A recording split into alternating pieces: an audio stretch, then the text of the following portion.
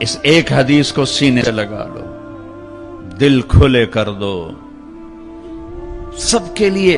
اگر آپ کی نظر میں کافر ہوں تو مجھ سے نفرت کیوں کرتے ہو؟ میرے نبی والا کام کرو نا، سینے سے لگاؤ، کھانے کھلاؤ، سمجھاؤ۔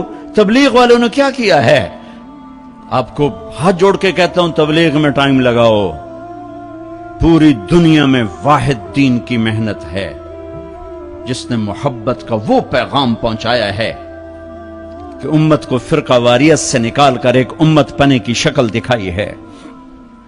میرے نبی نے کیا کیا؟ عبداللہ بن ابی کا جنازہ پڑھا دیا۔ میرے نبی نے کیا کیا؟ منافق مسجد میں بیٹھے ہوتے تھے اور آپ کو ایک ایک منافق کا پتا تھا، یہ منافق، یہ منافق، یہ منافق، کبھی نہیں مجلس سے اٹھایا۔ تو ایک کام تو یہ کرو کہ اپنے دل کو نفرتوں سے پاک کرو۔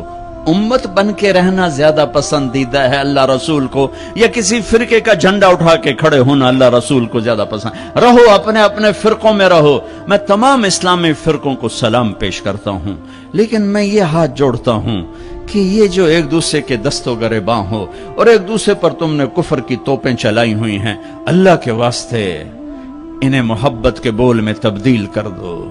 ایک دوسرے کے گلے لگ جاؤ، ایک دوسرے کو کھلے ماتھے سلام کرو، ایک دوسرے کے پیچھے نمازیں پڑھو، ایک دوسرے کو قریب بٹھاؤ۔